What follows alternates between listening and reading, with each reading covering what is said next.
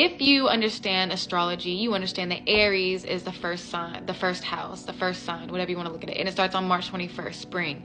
Pisces is the last house, the 12th house. It ends in sometime in March, right before Aries, okay? So just to take it back a little bit, the earliest times where they were starting to make calendars and pay attention to time was right way back in the day. And they would use three kind of ways. So the lunar cycles, they would use the solar cycles, and the sidereal. Okay, so lunar just means moon, solar, they were using the sun, and sidereal, they were using the stars to kind of the different positions of the stars. So the very first calendars that you can find were, they were taking bones and they were making markings. And this is when they were using the lunar cycle. And they were basically looking at the new moon, the full moon, and paying attention to that. And they were just marking. And so that's how they came up with their months, right? Moon, month. That's where we get that from. So then you had, like in ancient Egypt, they had these things called Nilometers, which is really interesting to me. And they were basically able to look at the Nile River and detect, you know, when it was risen or when the waters were down or flooding. They were able to tell which season they were in and when it was going to be a new year. And then, you know, you had things like the Stonehenge who use solar year. They would be able to tell when the sun goes back into that spot, and that was a new year.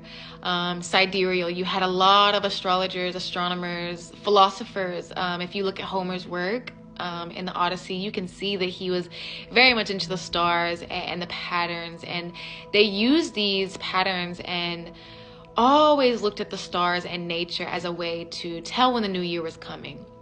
Okay, so before I get into this, you're probably like, why would they want to misconstrue us? And, you know, because I think that they want us to be out of touch with nature and to know when to do things. And, right, a lot of people celebrate on the 1st and they have all these plans and things they're going to do and they never go through with it, right? Because we're still in a time period of rebirth and death. Going within, now is not the time to start new projects. That is for spring, right? When spring comes about, you see all the flowers and everything in nature just starting to come back out. And the same thing needs to happen in our lives. We need to get back in tune with nature.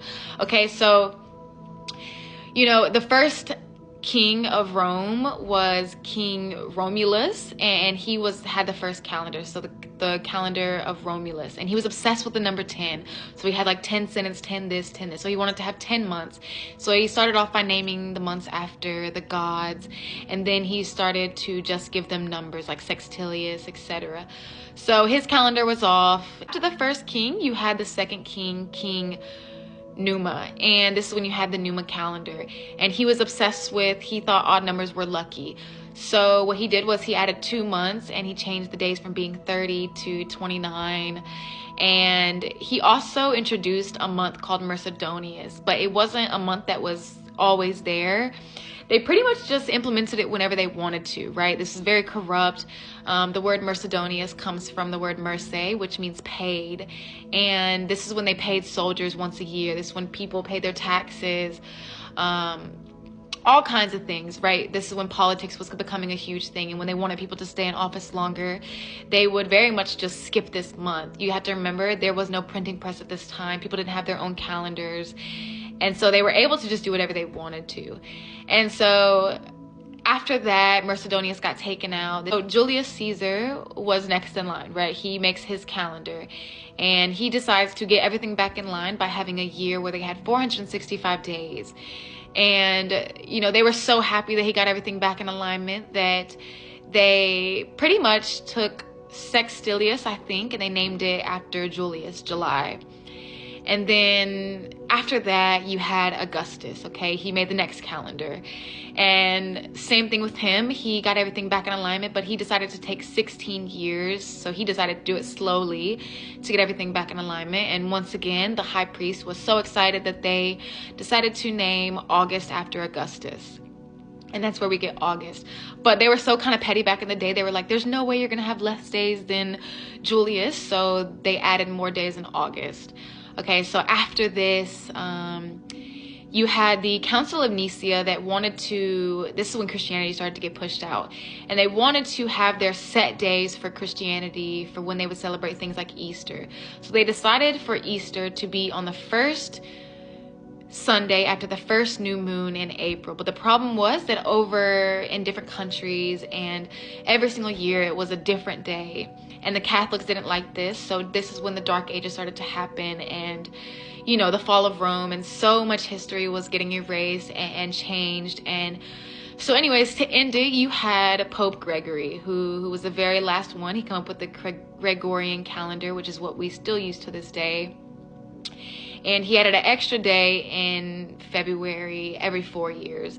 And we still use that calendar to today. And I get the history behind, how things were out of alignment. I just don't understand why they decided to make the new year in January, why they decided to have Easter as spring, all these different things that they just decided to change when it wasn't celebrated that way.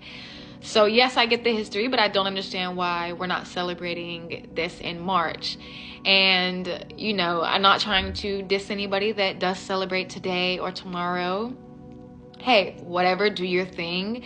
Like I said, I celebrate in March, but I think it is important and very interesting to know this stuff. I think it's just cool, right, to know that they changed July after Julius, August after Augustus, the Mercedonius month, how they were just kind of manipulating the people, and how they didn't have calendars and printing presses weren't available at that time. So they were really able to manipulate the people, which is, during Rome is when I think that whole New World Order thing happened, and they started to just basically trick us and erase so much history. So yeah, I won't be celebrating today or tomorrow, but if you are, I hope this is the best year for you. And yeah.